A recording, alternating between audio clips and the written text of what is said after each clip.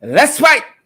A fantastic Monday evening to each and every one of you, wherever you guys are joining us from. It's our privilege to have you guys in the ring, to have you guys ringside. Let's fight, guys. I hope you guys are up to it. I hope you guys got the stamina. Long night ahead, lots of information to share with you guys, and great to see each and every one of you. Really good to see each and every one of you in the ring this evening, wherever you're joining us from, at home here in Ghana or around the world, guys. Let's fight, let's fight, let's fight, let's fight. We're getting that bell. We're getting this bell to set some of you off. We're getting the bell set, folks. Wherever you guys are joining us from this evening, let's fight. Lots of information again to share with you guys. Trust that you guys have had a very restful weekend. Jenice London Welchman and Cecilia Abrams, all of you fantastic folks out there, whether you're in Guyana or you are somewhere else in the world, Region 11 internationally, wherever you guys are joining us from this evening. Quite a few issues to get through. We're going to be joined by Mr. Aubrey Norton, the candidate for leader of the PNCR. I almost said presidential candidate. Might have to ask him about that also as he comes on during the course of our program. But great to have all of you guys. We are set with the fight card, and definitely you guys know that Aubrey Norton is on that fight card this evening. No doubt. Those of you who support Mr. Norton in his quest to become leader of the PNCR are going to be joining us this evening. If you're new to the program, welcome. And you guys know that we always ask you to share the live stream, to share the live stream, as well as we want to see those emojis. We're not wasting time this evening, guys. I am ready to get to the fight card. A lot of information, as I said, to get through, and we're not going to waste too much time at all. Good to see you, Kesh Sharma there, Aileen Kendall and Don Raymond. Good to see Claudette Harry. All of you fantastic folks. Guys, tonight you're going to want to share this live stream back to your profiles, back to your groups. You want to send the link to a friend, whether you guys are joining us on Twitter, you're joining us on Facebook. Yes, lots of you guys joining us on Facebook. Y'all fast. Y'all come because y'all fast. Y'all know that. Let me admit it. Let us admit it. To thine own self be true. That is what Shakespeare said. The Bible says truth on the inward parts. He desires truth. The good book. Both are true. Same thing. To thine own self be true. Y'all know y'all fast. Accept who you are and let us move on. Accepting the problem is the first step to becoming better. Trust that you guys have had a great weekend. Whatever you guys did over the weekend, and you have come back fired up, ready to go. You guys are refreshed and you're ready to have a go at it. Good to see you, Ibon Lamy. Good to see you, Ibon, just to there talking your name. Oh, here's the ringing. Just to there talking your name. Don Raymond and again, Claudette Harry, Shalon Joseph, all of you fantastic folks. Great to see you guys out there in the virtual world across social media. If you're joining us on YouTube, we want to see those comments. We want to see those emojis. You guys are joining us on Insta. You guys are joining us on Twitter. That's what I want to say. We want to see those emojis. We want to see those shares as well. You're joining us on Facebook, guys. We want to see those comments. We want to see those shares. We want to see those emojis. Y'all know by now we lick Chris for it. We lick Chris for the we scrape it and we huggish. These are the things we hungry belly for the shares, for the emojis. Great to see each and every one of you. Nicole Jones. Guys, it's going to be a no holds bar where the interview with Mr. Norton is concerned. I'm going to put some tough questions to him. He's vying for a very, very important office in our nations. The PNCR gives leadership to thousands of Guyanese. Thousands upon thousands of Guyanese. And folks, that is not something we take lightly at all. And that's not something Mr. Norton and the other folks who are contending take lightly at all. It's one of those, you might want to call it bedrock parties. It's an institution in its own right the People's National Congress reform, and we're going to be talking with him during the course of our program. Guys, you're going to want to stay through for that. If you guys got your popcorn and your Coke, you're going to want to get 2 sets. And those of you at home, you're on your couch in front of your smart television, or strap yourselves in, you're driving to work, you might want to do the same. Elizabeth Maloney, good to see you out there. Desiree Manuel and Claire. Is it Natalie Harry and Laverne Harry Chiran, Kelman Passad? I should have started since 6 o'clock just to call all those names. Simone Wickham, good to see you there. Bernadette Patricia Miller, good to see you. Bernadette and Claire Capel. Claudette Angela Austin, good to see all you fantastic folks. Guys, we want to see those shares while we trust our operator puts us through to all of the necessary places where we need to be this evening. We want all of you guys to be up close and personal. Guys, I hope you got your seat secure, your ringside this evening. I would rather be no place else. Guys, I'm going to be asking the question, and I'm going to be a spectator all at the same time. I'm going to be tuned in. I'm going to be fired up. I can be ringside with you guys, and I in the ring too. Refereeing this match. Great to see so many of you guys as you come on. Share the live stream. I'm going to give a couple of folks a shout out, and then we're going to get right to that fight card. I'm always saying fan card. Lou Portican, good to see you there, and Gwyneth Jones, all you fantastic folks. Donna Brandt, great to see you. Guys, we want to see those emojis. We want to see those shares. That is what we want to see, folks. Let's fight. Good to see each and every one of you. Guys, really trust you had a good day. You worked for the money. You put in the work. You put in exemplary service. You don't just have a walk. You have a career. You have a career, and you give your pound of flesh to the man. You give your pound of flesh. Good to see all of you there. Cherry Jeffrey, and Denise Mitchell, Rowena Cummins. Good to see all of you fantastic folks. Thanks to all of you who support the program. We're still inviting you guys to come on board and partner with us. $5 US, $10 US, $15 US, $20 US per month. And there are various ways in which you can do that. Guys, come on board and partner with us and help our program to keep moving forward in a bigger, better way, to expand, to move forward. And there are lots of platforms available in which you can come on board and to partner with us. That having been said, folks, I want you guys to give a share to the live stream. We want as many persons this evening, especially, to join this discussion. Share the live stream. Find a way, guys, to come on board and to partner with us. Those of you who did so in September, we want you guys to come back on board with us. Those of you who've done so in October, rather, I should have said those of you who did so in August, we want you guys to come back again and partner with us. Those of you who did so in September and now in October, we're grateful. Those of you who did so in September, come back and partner with us, folks, and help us to do this in a greater way. Share the live stream. That being said, folks, I am ready to get right to it. Where the fight card is concerned, I don't want to waste any time this evening. That being said, folks, great to see all of you there. We have the fight card available. Good to see you out there, folks. Cheryl Mulrain and Denise London Welchman. Is it Volme Wilson and Juma Mullian Mullen? I see Chanel Webster's here with us, and Donna Allen, Nicole Yaw, all you fantastic folks. Gladstone Matthews, Juma Harris G, good to see you there. Isola Allen. Isola, I haven't seen you in a little while. Great to see you there. And guys, once more, as we get the show on the road, folks, share the live stream tonight. You know, guys, how we feel about that.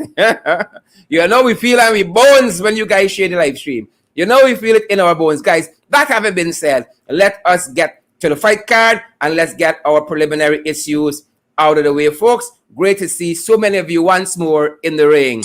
Welcome, whether you're joining us on Twitter, Facebook, you're joining us on YouTube, you're joining us at home here in Guyana, or you're joining us from around the world. Great to see each and every one of you in the ring tonight, guys, and let's get right to it. First and foremost, to those of you in the diaspora, sharing with you guys some international news, And those of you who may have been following, following some international news, especially out of Sudan. His name is Abdel Fattah al-Burhan.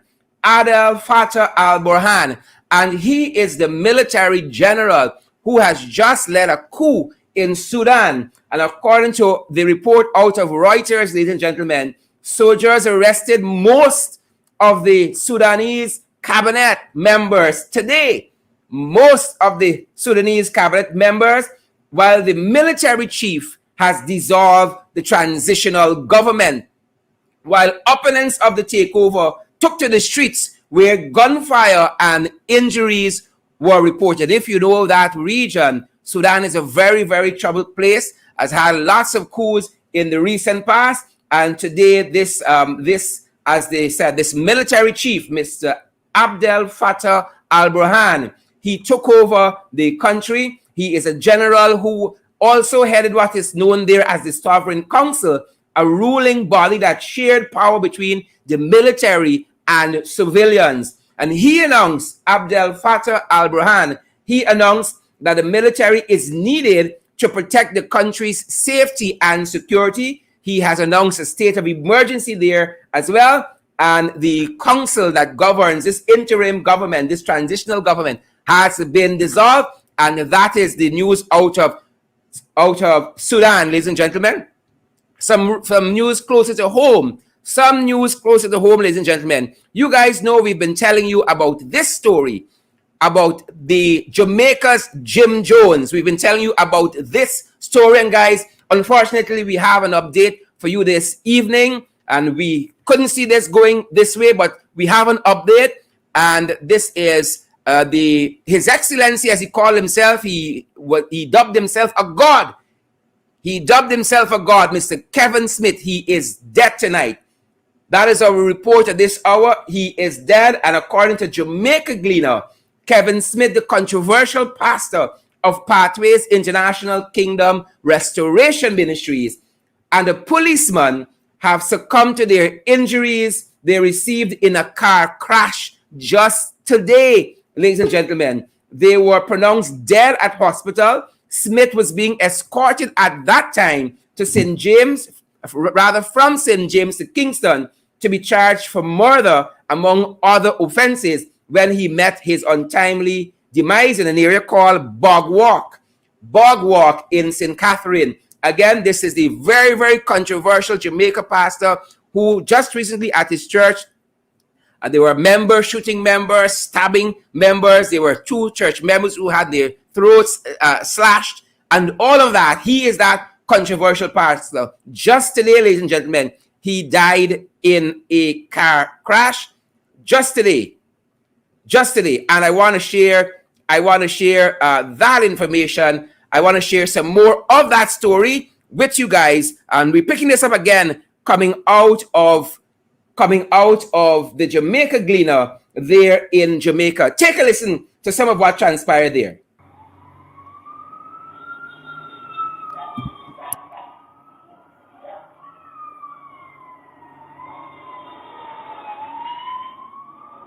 Steve Walker from Barrow-Giles, something. I'm distributor of IGR. Okay. Mr. Walker, you were riding your bike along the bypass and you met up on an accident. Yeah. Tell us what happened from there. I met up, I was passing, I saw a lot of crowd. I was taking picture. So no man.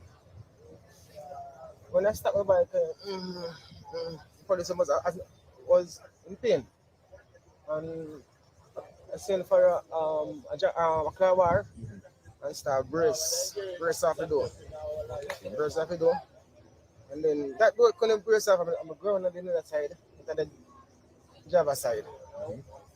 Pull it. And 2 other way. But me and an hombre come up, but we don't spot him there. And assist the police take him out. Take out 2 of them. Fireman, first man, then come on, second. Then such and carry them to the Spanish Town hospital, and then And the assist the one back, you know what. Finally, so the one back in dead. Man, the pastor, man.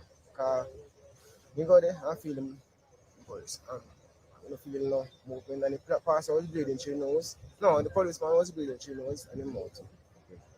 And then you go for gloves, put on. But the police, they never search the one back. We take them out now and put him on ground. We start searching. Take off in clip in extend magazine, handcuff, and then have him gun and step out in gun and so the police. What was the condition of the pastor at the time? At the time, did you realize that it was Pastor Smith? Him can't hide. But when I touch him, you know, I feel like one heavy burden. One heavy, like something that's raised. You know what I mean? Come over, it's like there's a spirit. There's a spirit. What did you do? What did you do then? When you realized it was him, what were some of the thoughts that went through your mind? Man. No, I'm saying, Father God, the spirit, that's Father God shield you. Father God, the shield from this. Because I know he's a very powerful father, but you, pastor, but you more powerful than him. I'm just feeling poison and just go to the assess the police. From you see the accident, you know, see the policeman did. What kind of injuries did the pastor have? Did you? Visible injuries, you saw. I feel like it's an internal bleeding. And no, there's no blood on the pastor. Was he conscious? In neck him broke. I see him neck rest on the policeman shoulder. Okay. That time the policeman was dead. Because the policeman, when the vehicle get licked, you see the policeman dead. I said, because blood was coming through the nose and the mouth. You say you went to the hospital with them. Yeah. What transpired at the hospital when you guys went to the hospital? The police unit. What happened when you got there? What was it? All right, one of the policeman was speaking. So. But him feel some pain and back. That time one of the policeman was Folks, and that's it where that is concerned. Again, the very, very controversial Jamaican pastor, His Excellency, as he called himself, fashioned himself as a god, Kevin Smith. He is dead at this hour, met his demise early on today in that very, very brutal car crash there in the area called Bogwalk in St. Catharines in Jamaica. That being said, ladies and gentlemen, I want to turn our attention very quickly to some other issues. Last week, we covered the comments coming out of Miss Giles. Miss Giles, you remember that name? Catherine Barrow-Giles. We covered the comments coming out of Miss Giles, and we want to bring you an update on that. And again, this was Cynthia Barrow-Giles, this academic out of UWI Jamaica, who commented that the Court of Appeal was had issued some controversial decisions surrounding the elections cases that came before that body. And they went on to say, she and another colleague of hers, Mrs. Cynthia Barrow-Giles, that it took the CCJ to have reversed some of those decisions. And I would call a very stinging editorial, politics and the courts. Stabroek News picked up on that comment or those comments rather, and I wanted to share some of that with you guys this evening. That editorial out of Stabroek News just yesterday, and there were two specific issues that I want to raise because I know that you guys have been discussing these issues in your own quarters, and this is what part of that editorial out of Stabroek News read. It said that perhaps he was referring, and this has bearings to the fact that their contention was in the Guyanese experience, we were resorting too much to the court for what they consider to be political issues that should have been solved in the political sphere, in the political domain. And this is what one of those lecturers said on this issue, or rather what Stabroek News said in response. Perhaps he was referring to the Commonwealth Caribbean, because certainly the United States electoral issues have sometimes found their way as far as the Supreme Court. And here the Stabroek News editorial went to talk about what happened when George Bush Jr. was elected president there and the huge contentions they had. And I guess the point Stabroek News is making here that, look, if these first world countries have resort to the courts, why not us? Why not us here in Guyana? And the question we were asking, and it still lingers, is what is Cynthia Barrow-Giles' stake in all of this at this 9th hour? Cynthia Barrow-Giles, what is her motive in all of this? And the second issue that Stabroek News editorial raised, and this was it. The editorial contended that the professor averted to Guyana's political immaturity, and taken with this country's turbulent political history, one wondered why she and her colleague did not consider the courts might have a role to play in our political evolution. So here's where I think Culture News was saying, well, y'all immature because y'all don't have a good sense of our own history here. The editorial went on. Ladies and gentlemen. One supposes that they are aware that some of the nation's elections have been accompanied by considerable violence. That has been less the case in very recent times. But despite that fact, that the official declaration of the results took unconscionably long last year, the challenge only went on in the courts and not in the streets. And that was a very valuable point that Stabroek News raised there, and one that we have been talking about in political discourse in various parts of the country. We would rather the contention and the conflict and the fight happen in the court as against in the streets. And so again, there we're talking about Cynthia Barrow-Giles and her colleague about our political immaturity. And then here is Stabroek News pushing back and say, look, guys, you don't understand our history. Better the case ends up there than the conflict ends up in the streets. And as we run that, folks, lots of you have been asking for an update on the elections petition. And I want to give you a very brief update on that from this evening. A very brief update. Petition 99 is up for hearing this very month. Petition 99 is up for hearing. However, the aspect of the hearing we're informed will focus further on the considerations by the Court of Appeal, that is, on the issue of jurisdiction. And we are advised that the appeal of Petition 99 has not yet come up for hearing. So Petition 88 has not come up for hearing. So Petition 99 supposed to be heard by the Court of Appeal on the 28th. That is the information that we have at this hour. And coming off of the Cynthia Barrow-Giles issue, we wanted to give you an update on where the elections petition is. And so it is not passing strange that you would have an academic who would have been part of the supervisory team from CARICOM at the National Recount, making those comments, on the heels of the hearings for the Court of Appeal getting underway. And one wonders, the question has to be asked, whether these comments are meant in some way to influence those decisions. Because why would this academic come out at this point in time and talking about the questionable decisions that have come out of the Court of Appeal on these elections cases? Quite irresponsible. That being said, folks, again, as an update, Petition 99 comes up for hearing on the 28th, and Petition 88, that hearing has not been decided on as yet. Folks, I want to focus on the small man tonight, because the small man is out there balling out. The small man, ladies and gentlemen, out there balling out. Y'all know things tight.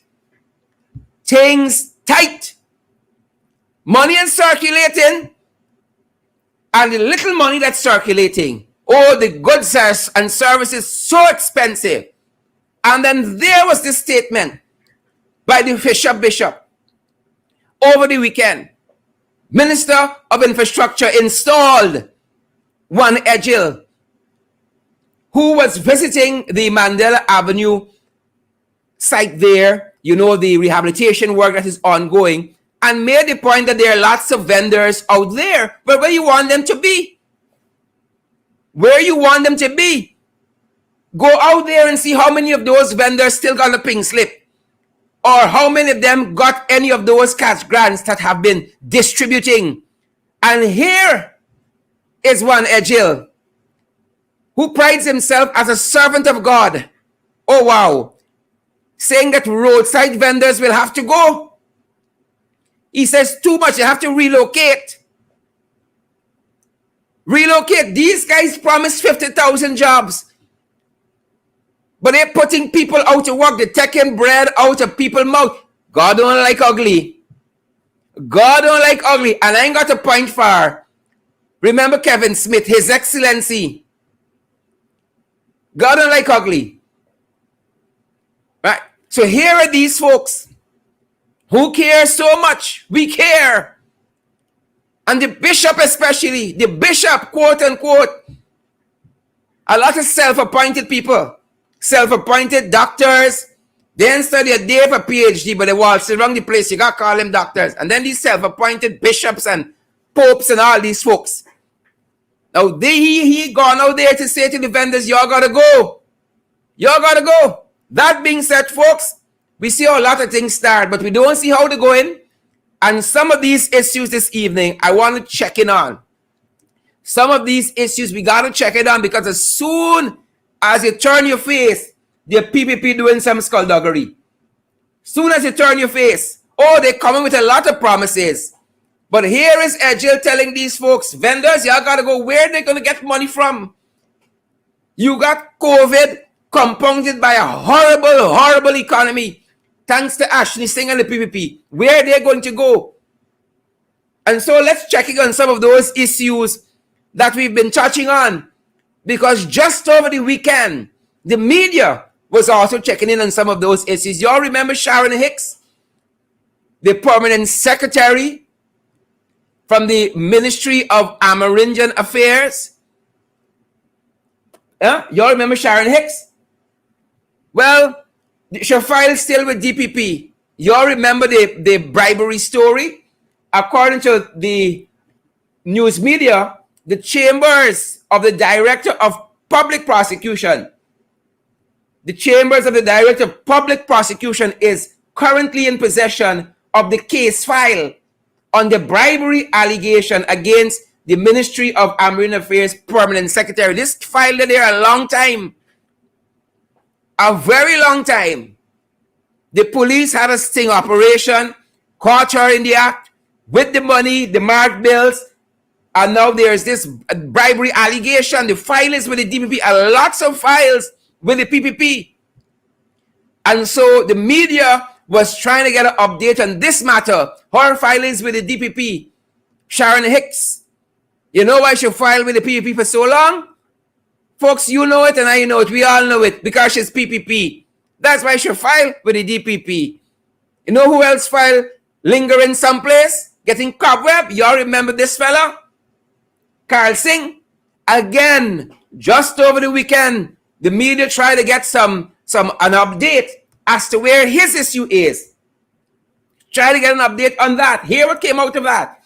The police commander, and this is again out of Stabroek News, the police commander in Region 9, Superintendent Raphael Rose, he said that he is not in a position to say what is the next step in the investigation where REO of Regional Karl Singh, this jagabat here, shot Gladys Benedict, shot that young woman. The investigation is stalled.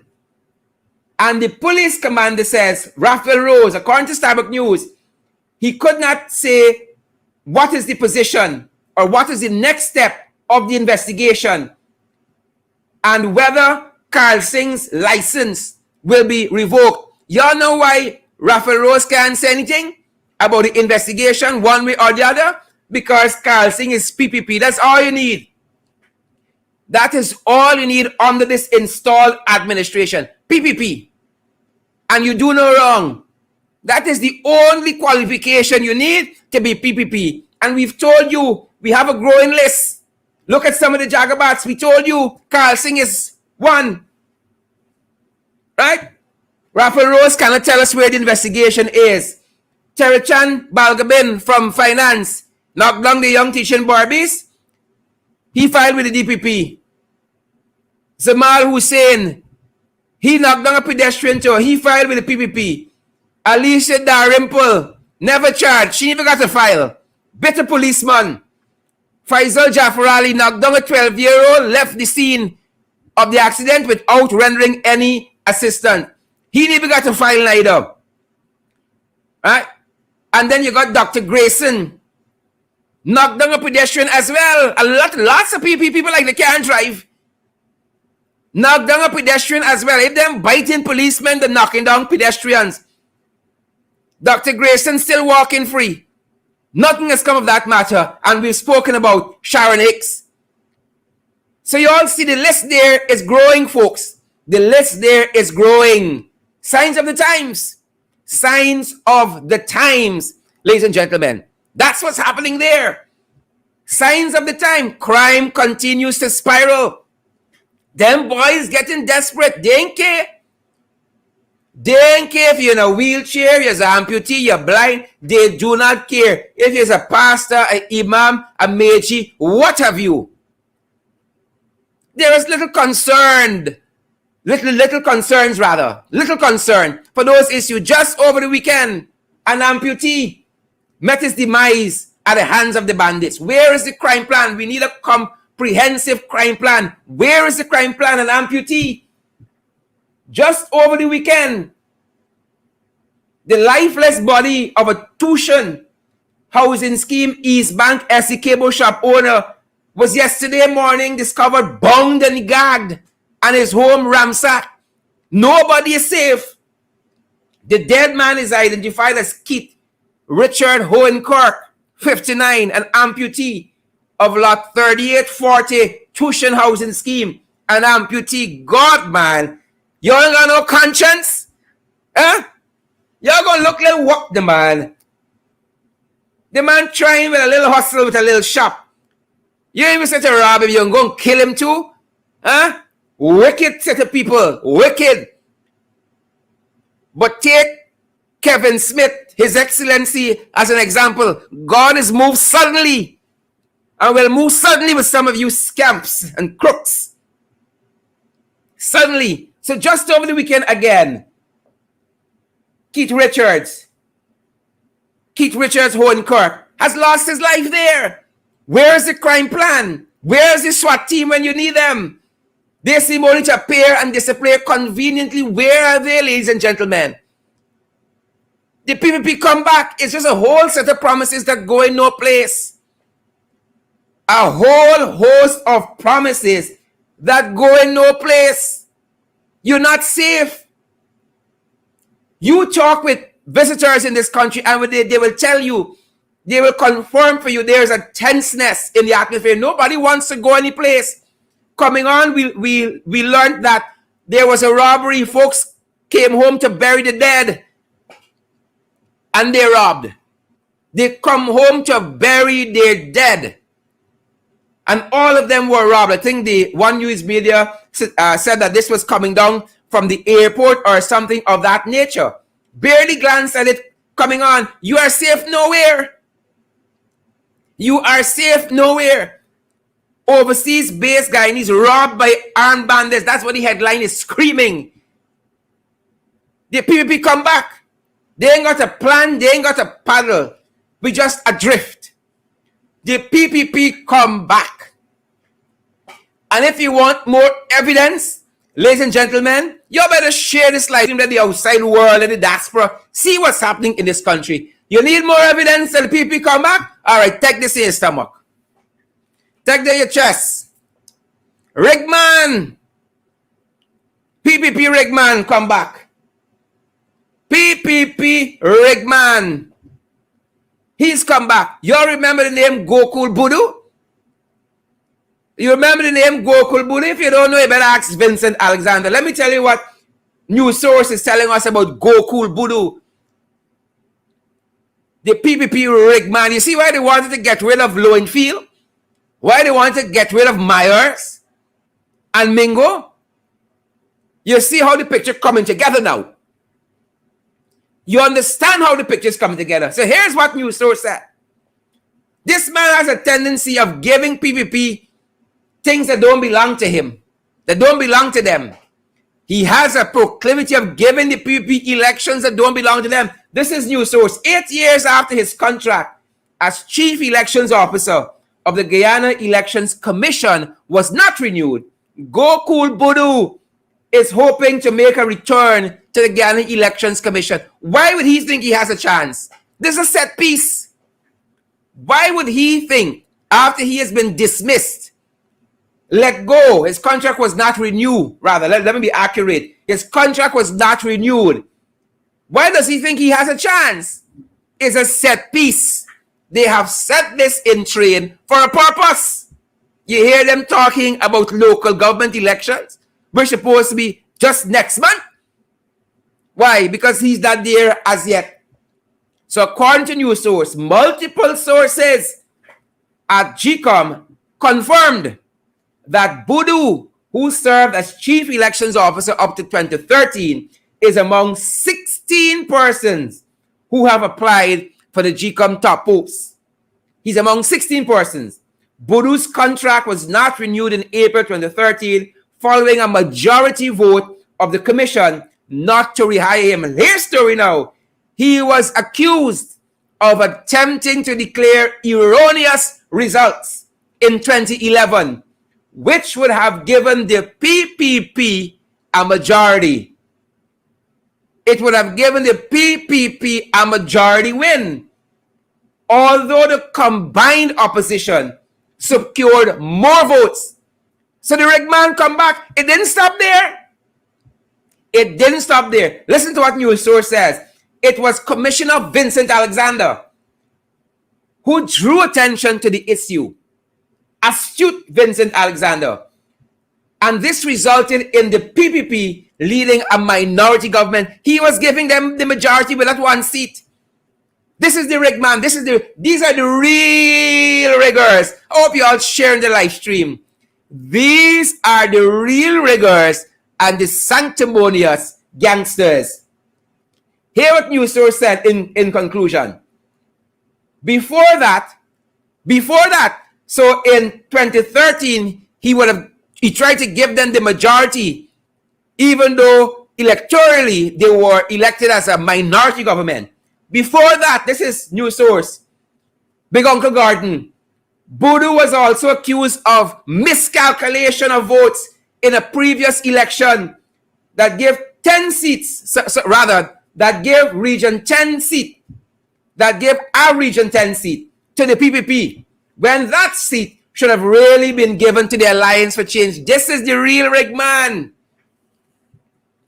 This is the rigger here, Gocool Boodoo.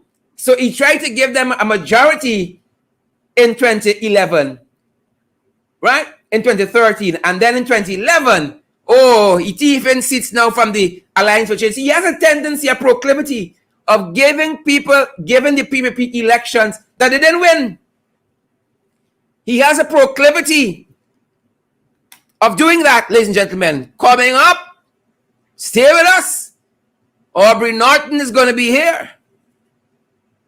I'm going to have to put some of these questions to him as well. So the Rig Man, the real riggers, you all remember the name. When the trenchies are telling you about rigging, just call Gocool Boodoo. He's just one. He is just one. There was an infamous computer guy there too at GECOM. He's just one of the hatchet men. PPP Rig Man, Gocool Boodoo. He's just one. So bear that in mind, ladies and gentlemen. Moving along the fight card this evening, the National Assembly. Well, it's Puckatory there. Puckatory there. Puckatory, everything the PPP is trying to rig in their favor. So they're now trying to rig the Public Accounts Committee there at the National Assembly. They're trying to rig it to suit their needs. Now, the Public Accounts Committee, even though the PPP has the majority, there are 5 members, the coalition has 4 members on the committee. By convention and by the standing orders of Parliament, the coalition, the opposition always chairs the committee. Now we want to double up on the work. And we discussed this last week. We want to double up on the work. And here comes these guys. Here comes these guys. We must meet just 1 day per week. A motion was validly passed recently that says that the committee will meet twice per week, as we said, to push out the work. Gail now bringing a motion to rescind that. Why? Because we're coming up to the 2020-2021 audit, the general report, where we're going to scrutinize now where all them big money payout, cash grant to farmers and flood grant and all of that going to be scrutinized. But they don't want that. So here's an attempt to stymie the work of the Public Accounts Committee, ladies and gentlemen. And again, Stabroek News had a stinging editorial just today. And let me quote 2 aspects of that editorial for you guys. Let me quote 2 aspects of that editorial for you guys. Here's what Stabroek News said about them there. Here's what Stabroek News said. It is not for the PPP and this is not for the PPP PAC members. Their 5 members. It is not for them to speak on behalf of the constitutionally elected, the constitutionally independent Auditor General's office. They came out saying that if the Auditor General office meets twice per week, you can stymie their work. If this agency come twice per week to the PAC to scrutinize spending, it's going to stymie the government work. Stabroek News, dig it up in them. It is not for the PPP PAC members to speak on behalf of these constitutionally independent bodies. It is not for them. The editorial goes on. The latter 2 would be acutely aware of the pivotal role of the PAC in ensuring that the highest prudential standards are maintained. And it would be their responsibility to ensure that adequate provision is made for attendance at the behest of the PAC. So it's not for the PPP to decide who can be summoned to the PAC and when they can be summoned. The editorial goes on. Furthermore, these ministers on the PAC who believe they are too busy to attend to the business twice per week should seek leave of the house to be replaced. If you can't handle the work, move out the place. That is what the PAC is saying there. That is what the editorial is saying. You can't handle the work, move out the place. And we know the PPP can't handle the work, don't leave flaming. And finally, the editorial slams them again. Here the editorial says, the unwillingness of the clerks to serve the PAC over the alleged unprofessional conduct of some members of the committee is baffling. More baffling. When did these clerks become aware of this conduct? Had they sat on these PAC meetings? Had they sitting on these PAC meetings? Was it word of mouth? More importantly, did Mr. Isaacs become aware of this supposed unprofessional conduct of PAC members? Because Mr. Isaacs wrote recently, if you guys have been following, that clerks do not want to clerk for the committee because of this unprofessional conduct, supposed unprofessional conduct of PAC members. Names weren't named. And so this is Stabroek News taking them to task. Finally, ladies and gentlemen, on this front, Stabroek News says, just declaring out of the blue that a clerk could not be provided for scheduled meetings of the PAC is unacceptable and reflective of poor management. Mr. Isaacs himself should have provided clerking duties himself to the PAC until a replacement could be found, particularly as he should have been aware of conditions that led to the present situations there. Folks, and we're heading into the main event. Heading into the main event, folks. Y'all know where they're with COVID. Y'all know where they are in COVID. Just in passing, very briefly, 2 more lost their lives to COVID just today. 98 persons lost their lives to COVID-19 in October alone. 98 persons. And today's the 25th, bringing the total to 897. Ben should resign from public security. Frank Anthony should resign from health. Priya Manichan, all of them should resign. So 897 to date. Mind you, when they took over office, 21 deaths. They had 21 deaths and 474 confirmed COVID cases. Now we have 35,104. That is their management on the COVID-19 front, ladies and gentlemen. That is their management on the COVID-19 front. You are going to want to put your seats in an upright position as we're heading in, guys, to the main event of the program. You're going to want to pull your seat in an upright position.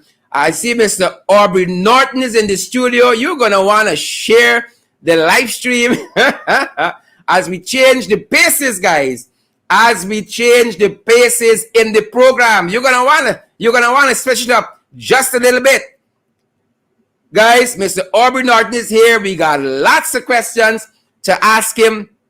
He is ready to go. He is fired up, and the gentleman is ready to go, and we are ready as well, guys. So we want to give you a second or two just to refresh yourself, guys, as we go and come again. We give you guys a second or two to refresh yourselves. Second or two to do that. Stay with us, guys. Stay with us. Mr. Aubrey Norton is in the studio. Stay with us. Stay with us.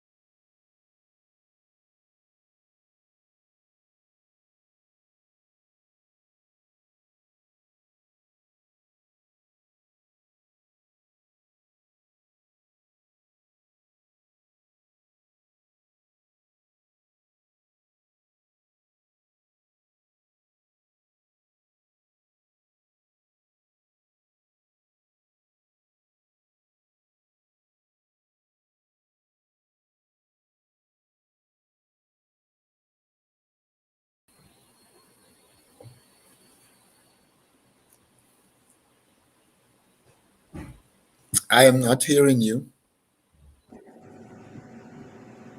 A very good evening, sir. Welcome in the ring once more. Good evening, and thanks for having me, and good evening to your viewing and listening audience. This is our segment that we call, Mr. Norton, the road to the 21st Biannual Congress, the road to the 21st Biannual Delegates Congress. PNCR decides 2021. And first and foremost, congratulations on throwing your hat in the ring for the coveted post of leader of the PNCR. Thanks. It's just the beginning, but thanks for the congratulations. I hope that at the end of the Congress, you'll be congratulating me again.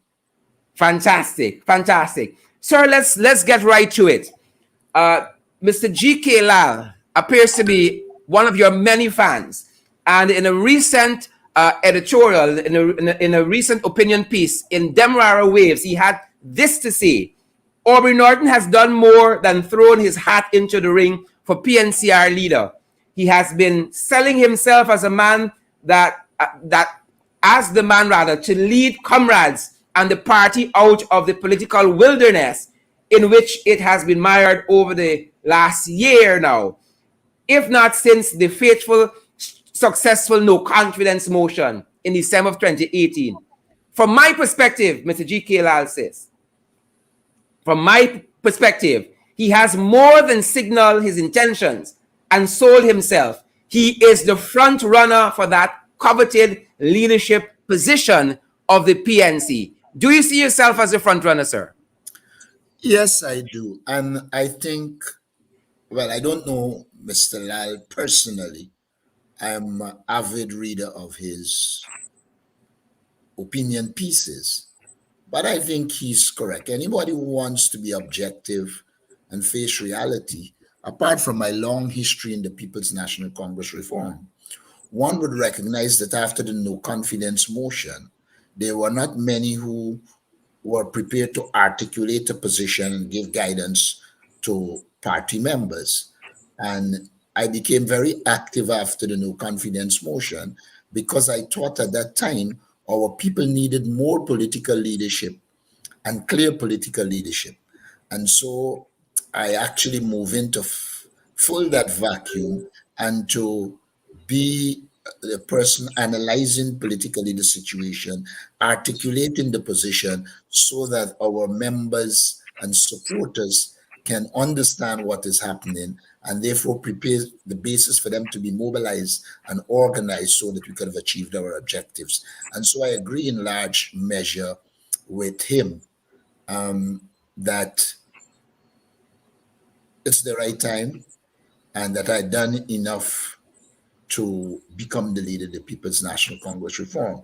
But while he would have said that, for me, the work now begins because I think I have to do a lot of work to consolidate the support base. I have to do a lot of work to bring back some people to the party. I spent today talking to a lot of leadership type persons who became non-active between like 2006 and now. And as I speak to many of them, they are saying to me they are prepared to come back to the party and let us build it from the bottom up. Very well. Sir, there was a recent issue that made the press. It seems that even though he didn't say it directly, Mr. Roysdale Ford, who was at the launch recently of Mr. Joseph Harmon's campaign, and this was the statement attributed to Roysdale Ford. He said, we must not use statements. We must not use euphemisms. We must not use words grassroots to mean a return to an acknowledgement that the People's National Congress reform is a Black people party. It is not a Black people party. It is not. It has never been, and it must never be. A leader that is tribal, a leader that is tribalist, cannot advance the cause of the people that support the People's National Congress. You seem to have taken that as an affront. And in part of your response to that, part of your statement, you said that it is laughable, but mischievous. You said if Mr. Roysdale Ford has been in the PNCR long enough, and another portion of the statement you said, again, Mr. Roysdale Ford is too new to the PNCR to know. Does that mean that you have to be around long to play a meaningful role in the PNCR? Well, no, because I have worked and brought many young people to the party. But what the point I was making is that if anybody will suggest that I can't mobilize and I don't reach out to the Indo-Guyanese community, I was drawing to his attention that, look, your statements are not the best statements to make, because my history in the People's National Congress reform has been one in which I promoted people who I thought can serve the party. Winston Murray, who, as you're aware, is Indo-Guyanese, I had worked with him and worked assiduously to make him leader of the People's National Congress Reform. And I was making the point that while some had reservations, I was one who had already committed publicly to having an Indian leader lead the People's National Congress Reform because I felt, one, he had the intellectual and other competence. Two, I think he was a trusted and loyal person to the party. And so for me, it is not the ethnicity that matters. It is your competence, your capability. And Winston Murray had manifested that. I also pointed out some other issues. And all I was saying is, look, your statements must be in consonance with the facts. And the facts will show that I have worked closely with Indo-Guyanese leaders in the People's National Congress Reform. In fact, I can tell you this. I went to East Bank Babis on the weekend to one of our hard-working Indo-Guyanese supporters, and I went to talk to him about work and supporting me in the party. And he said to me, I don't know if you've been informed, but I had said to the party, I am not going to be serving at this stage. Of course, that wasn't communicated, so I didn't know. He and I had a long exchange on what happened. And then he said to me, if I check Facebook, I would see that he was supporting me. And that while he is not active, once I become leader of the party, he will return to the party. And so I said to him, okay, and we will work. And there are a number of Indo-Guyanese in the party who I've worked with. I've reached out to even Indo-Guyanese in the AFC who I have been talking with. And so the point I want to make is that I champion the cause of ordinary people, of poor people, of vulnerable people, regardless of their ethnicity. And I thought it was disingenuous to insinuate that for some reason the party will become a tribal party. It was never. I came up under Forbes Burnham, who consistently told us, you have to be responsive and mobilize Indo-Guyanese in the party, Americans in the party. And I thought if the young man who I have respect for, I think it is unfortunate that there was a kind of choice of language. Of course, I understand the politics on it, but I have respect for him. I believe there's a role for him to play in the party, but I think he needs to be more careful with his language. Because also, one of the things I avoid doing is being unnecessarily critical. I have been campaigning, and I have not campaigned against anybody. I campaigned for me and a leadership team. That is because also I believe mature leaders will not attack each other in the party, knowing full well that once you become leader or the person is a member of the executive, a lot of what was said can be used against the candidate. And so I thought that there is need for people to be very selective and be careful with what they do. In fact, I have since communicated with him, and we're in a better position now. And I intend to speak to the leader of the opposition, who is a candidate, to say, I expect that this will be a civilized competition in the election, and at the end of the process, we should all work together. That being said, about choice of language, your contender for the very post of leader of the party, Mr. Richard Van Charles, Dr. Richard Van Charles, just this evening in another online publication, made reference to this Johnny Come Lately statement. And he said that he was particularly concerned about this Johnny Come Lately statement made by you I never did. In reference to Royce Ford. I never did. The press people do their own thing. if you read the statement I made, nowhere in it I stated anybody was a Johnny come lately. What Dennis Shabral did was to take the statement I made and put his own caption. But at no stage did I call Roysdale Ford a Johnny come lately, and I wouldn't. I was integral talking with Roysdale before he came to the party and when he came to the party. And I want to say categorically here, I already told Roysdale this, that if you look at what I wrote, there is nothing like that. It is the wicked journalism that put as the headline, this Johnny come lately.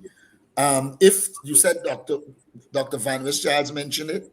Yes, and the statement attributed to him, and this is out of newsroom, says he would have said, "They obviously don't know me. I just heard it recently with Aubrey and Roysdale, and it is an unfortunate statement. It runs counter to the value system of the party." That's the quote attributed to Dr. Van West-Giles. All I would say to Richard Van West-Giles, he needs to be more careful. He should have read the statement, and he would not have been misled in believing that I said that. I will not describe anybody in our party as Johnny come lately. I brought people to this party who came and developed. And so it should be clear to all of the listening audience and the viewing audience that at no stage did I call anybody a Johnny come lately. I did refer to, because Winston Murray, when I was campaigning with Winston Murray, was 2008, 2009. I was saying to him that he would not have been around then, and so he might not know. So I was informing him that I did campaign to make Winston Murray what would have become the first Indian leader of the party. All the others are the normal fabrications that go. In fact, I actually sent Dennis Shabral a note which said, "You are wicked." He didn't respond. That being said, and on that note, Mr. Norton, what would you say? Well, rather, let's start from the statement again. Let's dial back there. One reading the statement might think that you are at pains to point out, for the want of a better phrase, your Indian credentials. What would you say to those who feel that you might have trouble attracting the Indian base of the PNCR? Well, the PPP has begun to carry a narrative.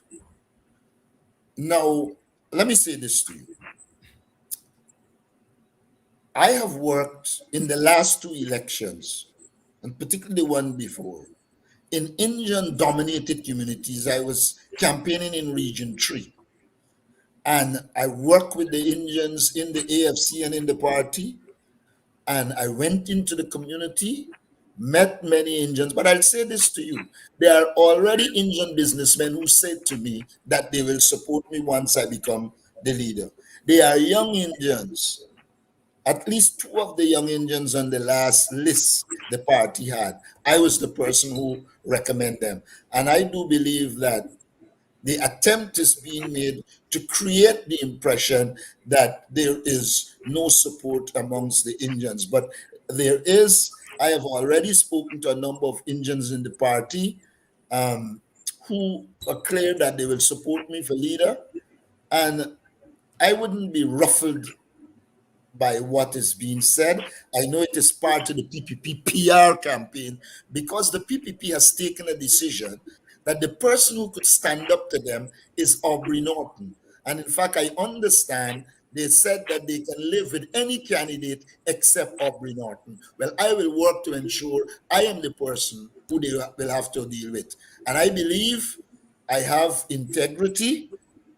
I know that they went through all the documents, because they went into the office that I headed Youth Empowerment. They went through all the documents and they could not find one iota of wrongdoing. And so they are in a position where they don't have anything to criticize me on. They can't criticize my ability. They can't accuse me of corruption. They have searched. They are unable to find anything to even trump up a charge. And so I believe that the PPP sees me as the person who can take on them. They also know that in 1997, when I was made General Secretary, I went into the fields and remobilized the PNCR in under 1 year. And by the time we went to the 1997 election, we were vibrant and effective. And so I think the PPP has an approach in which they are doing everything to ensure that Aubrey Norton doesn't become the leader of the PNCR. But the members of the PNCR, if you follow them, they are clear in their head that of the candidates, I am the best to become leader of the People's National Congress reform. And I will pursue that with diligence and ensure that I succeed. Very well. Mr. Norton, you spoke there about having young Indian support in the party. Do you think that in this Congress that you should have more young people who should be the face not only of this Congress but of the reformed PNCR? The list that the team I will work with will have a balance. And I would like to see at least 6 or 7 of our old staunch party comrades in the executive remain, and about 9 young people come in, and we put in place a system in which the youths that come can be mentored. Now, I do not believe people should become anything because of youth. I am identifying young people who showed that they have the ability and can go forward, regardless of who they might want to support. And I am not saying that I support, but look, I'm impressed by young Sherwin Holder. I'm impressed by Vince Roy Jordan in Region 5. And I cannot see myself putting up a team without bringing in competent youths who work. And I do not only look for people who talk. I look for people who talk, but also have the ability to do the work and to contribute to making this party a better party. There are other names that I have that sure will be in my team as youth. I serve as Presidential Advisor Youth Empowerment, and I spend a lot of time and resources contributing to the development of the youth in recent times and historically. I served at the University of Guyana, where many young people I've interacted with, and many of all ethnic groups that are included. I remember years ago, there was a young woman who was employed at the office of the president, and she went for an interview, and she migrated after, young Indian girl, I won't call her name, and she was asked who was her mentor, and she said Aubrey Norton, and in no time she was unemployed. So I do have links with youth. I do believe in youth, and I will promote youth, but I don't want to fool anybody. I don't believe anybody should be promoted because they are youth.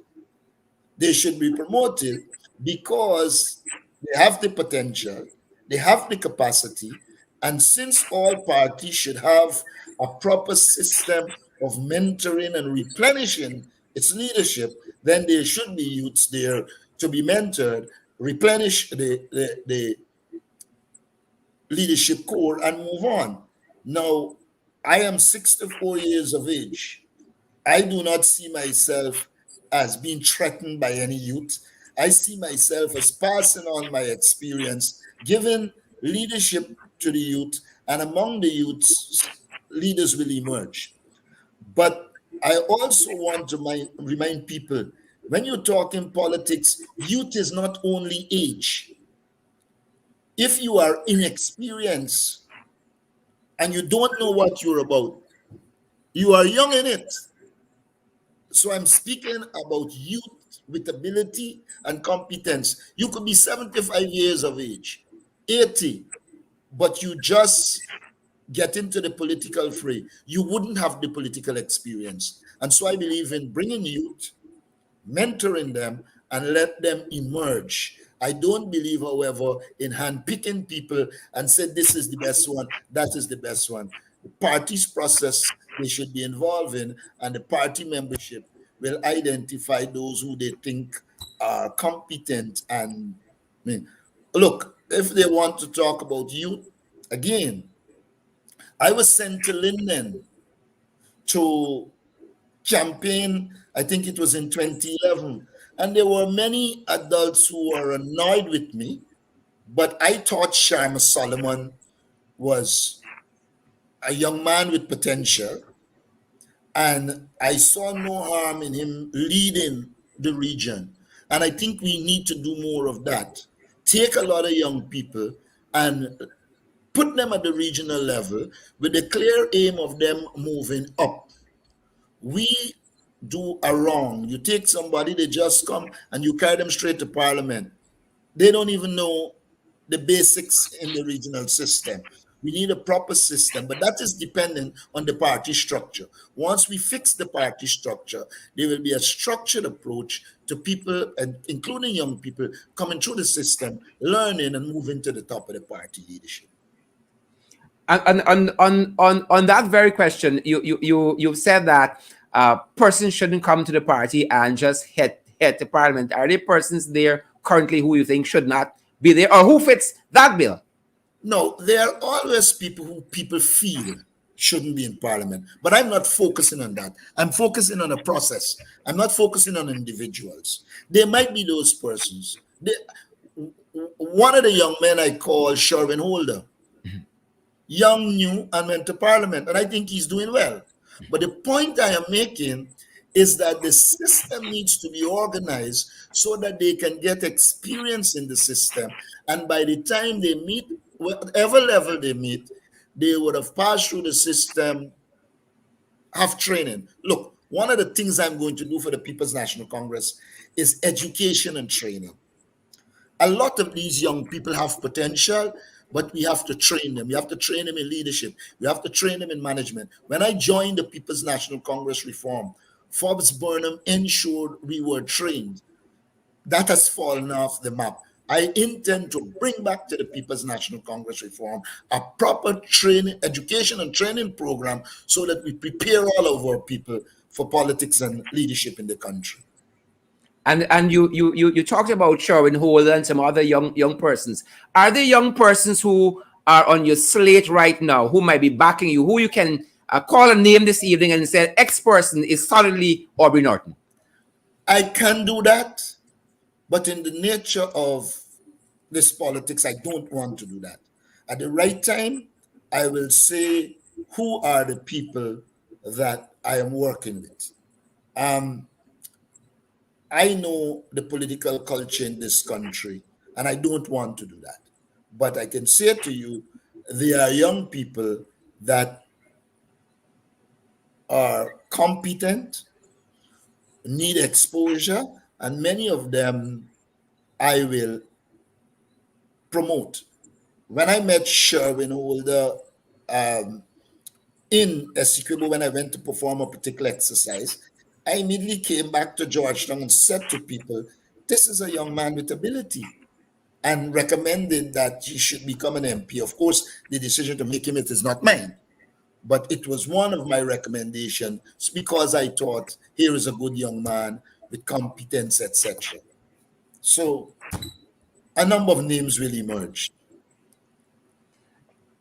Mr. Norton, you spoke about some of the things you want to do to the party, for the party, of which education is one of them. Taking a glance at part of your platform, I see 14 points, and this might just be 14 of the many things that you want to do. What would you say would be the top 3 being elected as leader of the PNCR on day one? Now, first of all, my first main task is to put back the party on the ground.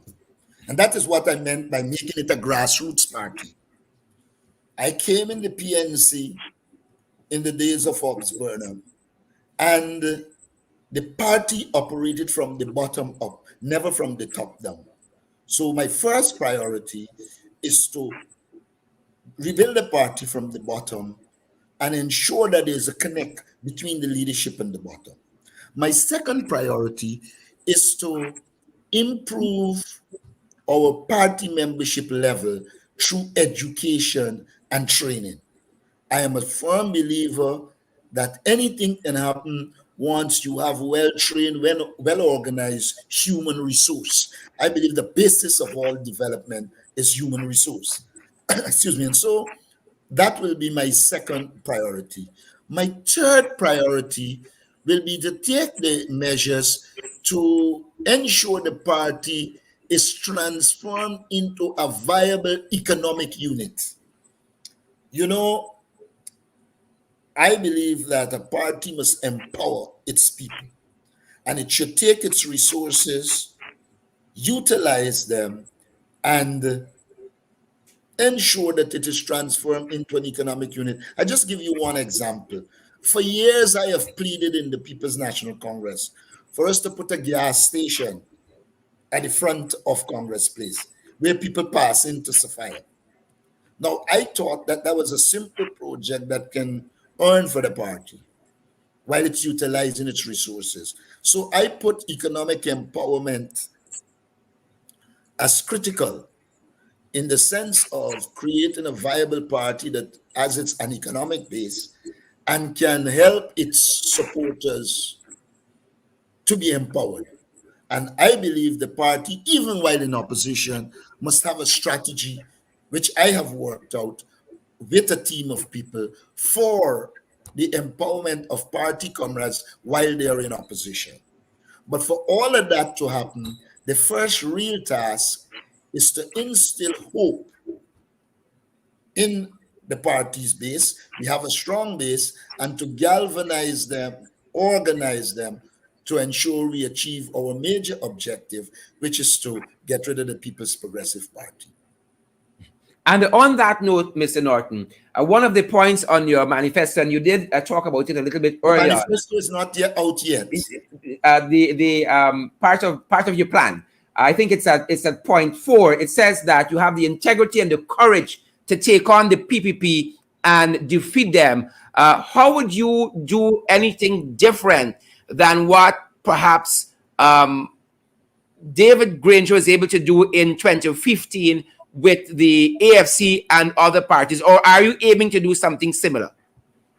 Well, I aim to do something similar, but I aim to do some additional things. When a party's membership is fired up, you get far more out of them. I just give you one area. The low turnout in our support base is one of the areas that has to be addressed in a comprehensive way. Look, if we could just carry up our turnout in our support base, we'll beat the PPP bad. But we have to do structured work. We have to do organized work. And so I am into the coalition. I intend to have more structured meetings with members of the coalition, but there are some other things I think we need to do to ensure we beat the People's Progressive Party. Some of them I don't want to put in the public domain, but they will be done. And I believe we will beat the People's Progressive Party. Having said all of that, I've said before, my first agenda item has to be a new voters list. Mm-hmm. We have to have a structured campaign to get a new voters list, because the voters list as it exists is a recipe for PPP fraud and irregularities. And you know the PPP has mastered the art of thieving, but blaming other people for thieving. So it is one I have to pay careful attention to. And on that note of the voters list, the current GECOM chair didn't seem to have much appetite for a new voters list, and they seem to be heading down that road of Gocool Boodoo. What are your thoughts? Well, I saw in the press that Gocool Boodoo should not even be allowed to apply.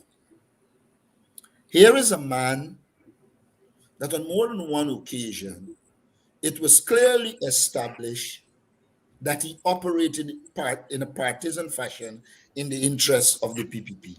On one occasion, he gave the AFC seat to the PPP. On another occasion, it is alleged that he was falsifying numbers to give the PPP a majority. It is the vigilance of Vincent Alexander that ensured on 2 occasions it didn't happen.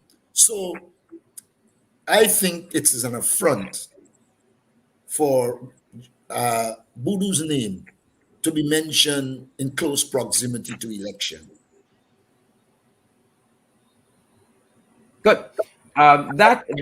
That being said, Mr. Norton, you talked about a new voters list and some of the other stuff you would do on day one as being elected as the PNCR leader. How do you see your own posture moving forward, if that is to happen, being different, radically different or not from your predecessor? I don't like the concept of radically different. I think what is needed is for us to be more strategic. It is for us to be more organized.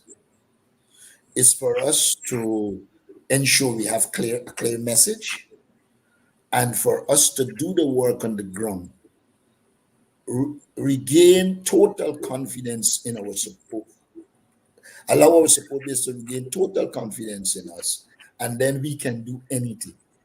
When we use the concept radical, people could read anything into it.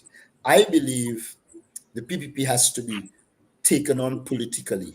They only understand political action. There are various forms of political actions that can be utilized to ensure we make the PPP responsive, then accountable, and then remove them from office. That has to be the approach.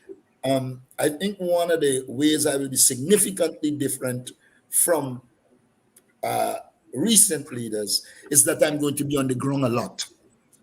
I will definitely restore this party to a grassroots party in which it is always on the ground, in which it has representatives in various communities, keeping in contact and linking. I am criticized sometimes for being on the road a lot, liming. Well, it is so I connect with people. And rather than cutting back on being on the road, I intend to increase it. I intend to make it national, because the truth of the matter is the PNCR needs a leader now that has energy. You can't sick today and sick tomorrow. You need energy. You need to be out there daily. You need to be mobilizing and organizing people, and you need to be around. And that is what I intend to do. We've got a glorious party. We have had the likes of Oscar Clark, Jeffrey Thomas, Rashley Jackson and company. I believe that we need to put them together in a group so that they can give advice. I don't intend to be a maximum leader. When Burnham formed the party, he was a young man and emerged as maximum leader. Since Burnham, it has shown that maximum leaders don't work well. I intend to have an executive in which the critical issues will be brought to the executive, we discuss them, and then we formulate the way forward and have give clear guidance, political guidance to our support base. I believe that is what is necessary. So for me, it is what we do in terms of organization and staying in touch with our people. And that is most critical. You know, people make all kinds of criticisms. But I tell you, as I travel the country, and I've been to all regions except Region 9. I'm going to Region 9 shortly. Now, everywhere I go, it is one thing people ask me, Mr. Norton, please, could you stay on the ground? Mr. Norton, the last set we elected, many of them after we elected them, they didn't used to answer the phone. Mr. Norton, please answer your phone. Please stay on the ground. Please be accessible to our people. And I've given them a commitment that I will be accessible. I will be on the ground. And so I am not worried when people talking all kind of nonsense about you liming here and you liming there. In the days when you had to be around Forbes Burnham went into communities. I recall one time he went and he sat down on a drinks box and started gaffing with people. And so that for me is it. We have to be on the ground and we have to have our people access us. And a lot of times we miss when the people can be in contact with you and access you, it's also a source of information. I believe if we were in real contact on the ground, there would have been no confidence motion if we were in contact and were responsive to concerns raised. And one of the things I intend to do is to be very responsive to critical concerns of all members of the coalition, because once you are not responsive and you are not addressing issues raised, then you are creating vulnerabilities. Mr. Norton, you talked about formulating working groups and think tanks with the likes of former Foreign Affairs Minister, Mr. Ashley Jackson. Do you intend that former President David Granger would be part of one of those groups? My position is, well, I didn't say think tanks. Look, we need to tap in to all the elders in our party. Mr. Granger has contributed. Like all leaders, he would have made mistakes. Our task as the now leaders is to analyze what they did, know what were their strengths, utilize them and improve on them, know what are their weaknesses, and ensure we attenuate it and don't make the same mistakes. Look, as a leader, I will make mistakes. Those coming after me will have to analyze it and move forward. So I intend to have a People's National Congress reform in which there's a place for everyone. I know skills that former President Granger has, skills that he has rather. So for me, it is not about personality. It is about what they can bring to the organization that is going to contribute to its development. And I do not see David Granger as somebody outside of the party. I see him as a leader of the party at present. He is matured in age. And once there's going to be an elders council, I see no reason why he shouldn't be there. Robert Corbyn should be there. So no individual will be excluded because of some perceived personal thing. One of the things I think we need to get out of the party is remove the personal, what you call it. Look, when I joined the party, it was about the People's National Congress reform. When we acted for the People's National Congress. We acted in the interest of the People's National Congress. It is in recent times that this thing has become a lot of personal, what you call it. My intention is to restore the party and make a party the most important thing. Look, throughout my life, I have been in this party. Under Forbes Burnham, I had opportunities, etc. I had opportunity under Desmond Hoyt. We had disagreements. I believe there were times when I was wronged in the party, but I never left the party.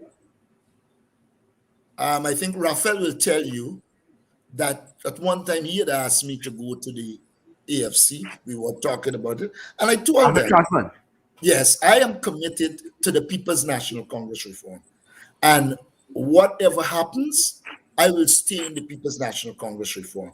Because when you leave the People's National Congress reform and go to another political party, people worry about your commitment. I don't want anybody to worry about your commitment. The PPP offers a lot of money for people to switch. I have sent messages to them more than once that my interest is not wealth. My interest is serving the best political party I believe will develop Guyana. For me, that party is the People's National Congress, now in coalition with the APNU and the AFC, and I will be there. Not everything that was done in the party was done to suit me, But my commitment has always been first and foremost to the People's National Congress reform, which I think serves our people. And I intend to transform it into a party in which our people believe they are served. Very well. Mr. Norton, there was a protest a few short weeks ago, the aim of which seemed to have been shutting down Georgetown, shutting down the national capital city. And some say that you were the architect behind that protest activity there. The success of it that is in question. Do you see that as a barometer of your leadership? Well, first of all, let me say this to you. I don't know what people call the architect. A lot of our support base, and I should start first, if I see it as a test of my leadership, the only protest since we were in opposition that had more than 1,000 people was that protest. That means I would have succeeded, because from mobilizing 20 and 30 and 50 people, the square had more than 1,000 people, which shows I have the capacity to mobilize. I don't want to get into the other things that were done. So I see it as a success. But I don't believe that the development of our support will occur at one slash. You have to gradually do the work and build up. And let me remind you, if you want to know if it's a barometer of success, we weren't getting out Georgetown. And it wasn't a protest that included the East Coast and all about. It was solely Georgetown focus. And we brought out more than 1,000 people with limited resources. I believe when I become leader of the party and I'm mobilizing the entire country, the PPP will be in trouble. So I see it as an indication of the success that can be achieved. Now, I believe that I was targeted. I believe the attempt was to instill fear. And so I dealt with it. And then I thought the government did another thing. They just start picking up people wild and put them in there. And then I was told I was going to be released. And I said to them, no, I can't be released alone. Everybody here had to. And I mobilized the resources and paid bail for everybody. Because I believe as a leader, if people were with you and they get picked up for wrongful reasons, many of the people that pick up in be nowhere close to the protests. Some of them they pick up on Regent Street where I wasn't on the Vicinian Road at the time. But I believe that we must treat our people in a particular way. So we dealt with them, we are together. Many of them want to continue the struggle. We will continue the struggle. I believe at this time we need to focus on rebuilding the party in the way we should, and then equip ourselves to take the PPP on. I believe that the PPP is weak and vulnerable. It's a question of how we organize, how we message. Once we can do that, the PPP will be history. Mr. Norton, you talk extensively about your experience. You've been General Secretary of the PNCR. You've worked for Foreign Affairs. You have been a parliamentarian in the recent past administration. You've been an advisor on youth. What do you say to those persons who say that your party has never elevated you past those middle manager posts to a minister or so on? To have been General Secretary could not have been middle manager. So that is a misconception. Look, in political parties and in life, people a lot of time promote people who they can control. They are known, it is known that nobody will be allowed to control me. I don't seek to control people. I seek to talk with people, influence them, get them to buy into what I'm doing. And I think it's the reason that I've maintained support throughout the years. I am not worried. If I am moved for incompetence, then I will worry. But no time in my history that I was removed for incompetence. You ask the young people in this country, the programs I had while I was presidential advisor, youth empowerment. I don't know what informed the movement, but I know my competence cannot be questioned. And I delivered. When I became general secretary, the party was not mobilized. I became general secretary on the 1st of January 1997. I organized a massive mash parade and mash activity. And after that, the party was up again. And that came because I was going from community to community, meeting ex-party comrades and bring them in back. I've spoken to a number of party comrades today who said they will come back once I become leader. So I'm not worried about all of this thing about promotion, etc. I mean, you are a member of parliament. You know that I give valid advice to members of parliament. I would help them, I'll advise them. I don't want you to come in. My tenure in terms of dealing with the members of parliament, I don't think anybody could question my competence. But you were, through a mutual agreement, we parted ways. So for me, what matters is competence. And my competence cannot be questioned. Whether I was a foreign service officer, when I negotiated the Biodiversity Convention and a number of other things, my competence cannot be questioned. And what matters to me is competence. People can move you because they have power. They can keep people who are incompetent because they have power. The problem with that is that when there is too much incompetence and power keeps the incompetence, you end up out of government. Protected incompetence. You talk about not being able to be controlled. Is that what if people translate that as being a wild card and a maverick? Why should delegates at the 21st biannual delegates Congress put their X next to Aubrey Norton for leader? First of all, I mentioned the competence which they know.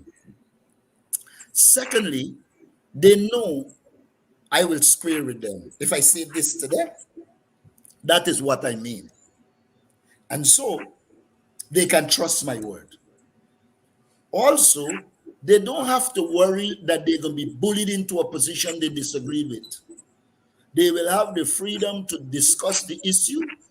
We compromise and we arrive at a position. One of the things I object to, which ended up in recent times permeating the party, is this thing where people believe because they have power, they can dominate and control people. And even if the person disagrees, they must agree. I intend to remove that from the party. The other reason why people should vote for me, I am, as a party leader, will allow the communities to identify their leaders. I wouldn't sit in Georgetown and identify people who I don't even know. If a party is to be effective, its workers on the ground should be the people choosing the people to represent them, and the leadership should work with their choice. And if for any reason there is a disagreement, they should be able to deal with it. So I believe people should vote for me because they will be involved in the process, because they can trust my word. And most importantly, the PPP cannot pull out anything out of the bag to say I'm corrupt. And that in itself for me is a big issue, because when you're confronting the PPP, you have to have no skeletons in your closet. Once you have skeletons in your closet, you become compromised and vulnerable. And I believe one of the advantages I have over all candidates is that there are no skeletons in my closet. And I think for that reason, party comrades will trust me and want to work with me, because they know tomorrow morning they're going to wake up and hear nothing except it's some trumped up, fabricated, what you call it. I have served government for years in the foreign service. Recently, and I have studiously avoided becoming involved in illegalities because I know it compromises candidates. And so I believe those are just some of the reasons why they should vote for me, but they should also vote for me because they know over the years, whatever level I was involved in, they could have accessed me. They know that if they call me and I don't answer, most of them know that I will go through my phone and get back to them. And I believe our supporters like to access their leaders. And of the leaders running, I think I'm the most accessible.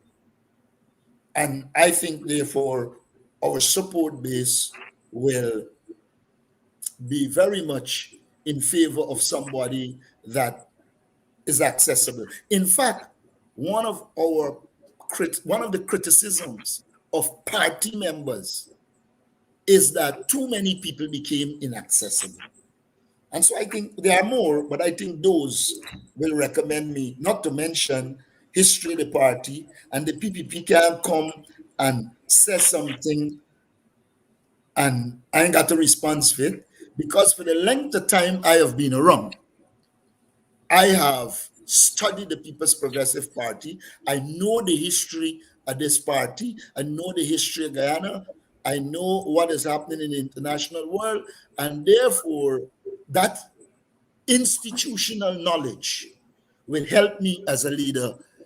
And I think that will also recommend me for leadership of the party. Very well. Mr. Norton, most persons who run for leader of the party and are successful tend to make a run for president as well. Is that part of your plan? Well, I can only look to see what is being said whenever I'm running for leader. And most I see on Facebook is Mr. Norton for president. I have a tendency to be responsive to popular views. But another thing I should have mentioned to you that makes me a front runner. Most of our support base believe I'm the best candidate to carry us into an election. And many of them are saying to people, they will rally behind me, but they have serious problems if some others are elected. So I think that recommends me as well. But I have seen the whole thing about president. For me, in politics, you get past the first hurdle. The first hurdle is to become leader. I've seen what is being said. And I do believe that many people believe I should be the presidential candidate. And I will work and be responsive to our membership and our support base. Very well. And are you equally as willing to work with some of the other persons should they be successful? My history will tell you that all of the leaders, whatever disagreements we have had, I end up working for the party. Look, after Desmond Hayton, I got wrong in 1999, 98, 99. When the party felt that it needed assistance, I was called and I went and helped the party, even though what happened in 2011, after I wasn't returned to Parliament, or before, the party felt that they needed a strong person in Linden. We had lost a seat in Linden. I went to Linden and mobilized and organized our party base and regained the seat. I heard some people are going around telling people I have no achievements in the People's National Congress reform. Well, I'm saying to them that when the party lost the Linden seat, the party called on me. I went to Linden and I won that seat back. I don't want to get into too many things. What I'm showing you is even at times when people did X, Y, and Z, I said I will work with the party. Mr. Harmon will tell you that when we agreed to part on this matter, I said to him and I agreed with him, any assistance that is needed, I am prepared to give. I have always put party before person. Sometimes people say stupid, but a born and born on party, and I want to see this party legacy upkept and we carry it forward. That being said, Mr. Norton, quite recently there was a publication in which Mr. Granger, former President David Granger, is quoted as saying, as in favor of the party's Congress being shifted in view of COVID-19 and some other issues. What are your thoughts there? I believe, look, if you're pushing back the party, the coalition, is criticizing the PPP, saying they're incompetent, they're handling COVID badly, and they're saying that COVID is with us for a long time. If you use COVID to push off the Congress, then you don't intend to have a Congress, because you yourself are saying there's an increase in it. So COVID cannot be used. What we have to do is take the precautions and develop proper systems to hold the Congress observing the protocols, the COVID protocols.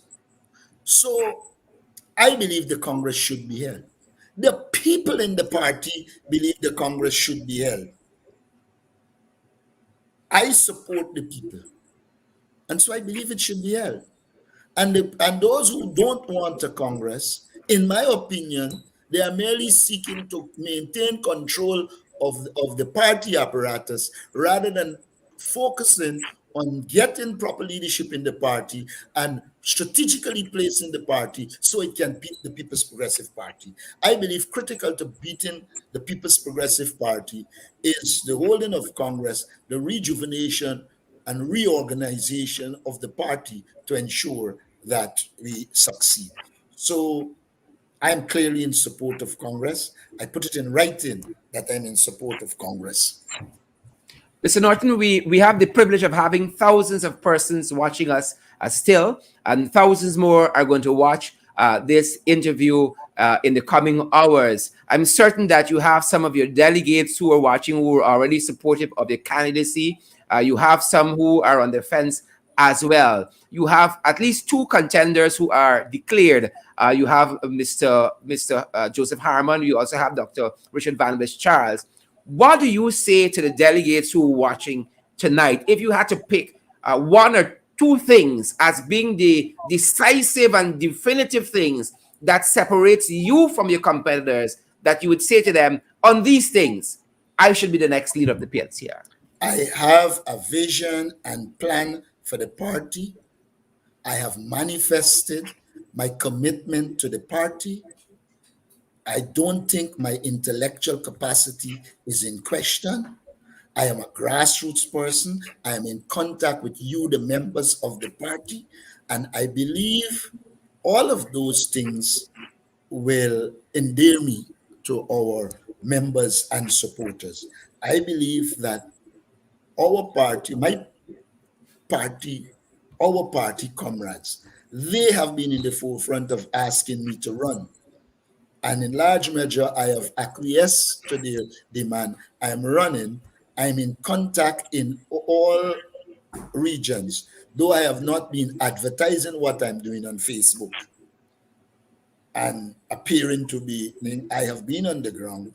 I have been working with the party members. And I believe once our party comrades come to the Congress, they will vote and vote overwhelmingly for Aubrey Norton as the best candidate among them. But I want to say this. I've already said to Comrade Joseph Harmon that I am disposed to working with him after the election. Richard Van Wish Charles has announced he is running. I am also disposed with working with him. I believe as a party, when we are through with the Congress, we need to find roles in keeping with people's ability for all our leaders. And so the next thing that will recommend me to them is that I don't intend to sideline anybody. I intend to integrate everybody and unite the party for one objective, taking on the People's Progressive Party and regaining government. I think that will appeal to them. That being said, Mr. Norton, I want to thank you for being in the ring this evening and for having this very robust discussion on a variety of issues. Is there anything that I may have failed to ask, but you want to get out there to the supporters? Well, you haven't failed to ask it, but I want to thank our supporters, our members, for staying with me and recognizing that at this stage, I'm probably the best candidate to lead the party. I want to express my special thanks to them and to say to them, you can guarantee Aubrey Norton will be a leader that is accessible to you and will be committed to this party and do what is required to ensure we regain government. That is what I say to our support base. And they can look forward in the near future to see me in all the communities. Thanks very much, Mr. Aubrey Norton. Thank you very much, sir. Thanks for having me. Awesome. Folks, there you have it. The man himself, Mr. Aubrey C. Norton, the candidate himself for the highest post in the PNCR, that of party leader, and a man who has comported himself as being the next leader. He has clearly said he is the front runner for the party at this point in time, and we are definitely going to be walking you guys through the paces. We're going to be following the candidates, we're going to be following the issues, we're going to be following the events as they unfold right here on this program. We are going to also show you one of the campaign videos in just a couple seconds for Mr. Aubrey Norton's campaign, and we're going to have another candidate tomorrow evening, guys. So you're going to want to tune in. You're going to want to stay glued right here, guys. And after we play this campaign video, we are also going to have, we are going to stick around and give you guys some shout outs. Thank you guys for sticking around. I want to show you that that video coming out of the, if we can only put our hands on it, coming out of Mr. Norton's campaign there. Bear with us. But thank you guys so much for sticking around, and thanks to Mr. Norton as well. Thanks to Mr. Norton as well, who has been here with us and has walked us through and give us guidance on so many issues. And we hope that we got in some of the questions you guys yourself would have wanted to ask. And we didn't hold back at all. We didn't hold back at all in putting those questions that we had out there for Mr. Norton. I'm still looking for that that insert there on our dashboard here, but I'm going to get that for you guys. And I'm going to stick around just after that and ensure that that we get a shout out to you guys who have been here with us throughout this last hour and 45 minutes, now pushing on 2 hours for our program, guys. And this is how it is. Fortunate, I'm not going to say unfortunate, but we want to get the information out to you guys. We want you guys to know what is happening in the various campaigns. For leader of the PNCR, we're going to be following those persons too and having them in the ring who are going to be vying for general secretary and chairman and all the other various posts there in the PNCR, guys. So bear with us. Stay with us. We want to make sure that we do justice to Mr. Norton and that we show that video. So guys, stay with us for a few minutes longer. Share the live stream as you guys are there. We're tremendously privileged that all of you have stuck around and all of you guys are in the ring, and we are getting set at our end and trying to get the material the material in the right place. So apologies there. It has slipped us somehow, and we're going to get that for you guys shortly. But share the live stream as you guys are there. I know some of you have to slip away to other places and other programs, but again, it was our distinct privilege having each and every one of you in the ring this evening, and I'm ensuring that we have that. I don't know where it has chosen to hide on the dashboard here, but we are going to ensure that we have it for you. Again, big thank you to the Aubrey Norton campaign, and we wish them every success. Big thank you for allowing us to have the candidate this evening. Yep, I think I have it at hand, and let me just ensure that is so. Bear with me, guys. You want to make sure we have it queued up nicely for you guys. And at the end of it, I'm going to come back and I'm going to give a shout out to some of the folks who have stuck with us all this time. I know some of you look out for your names being called, and I'm not going to disappoint you guys at all. I ain't able with abusing, really with abusing at all. So guys, I am getting set for you that video out of the Aubrey Norton campaign. We want to share the candidates' material as well. And so guys, stick around for a second or two longer, and we're going to have that queued up nicely for you guys. Stay with us, and at the end of it, we're going to come right back, guys. We're going to come right back, and we're going to give some shout outs. Take a listen, take a look.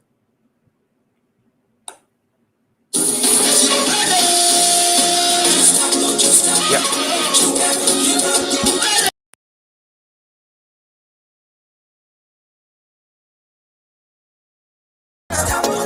Bring it on, bring it on.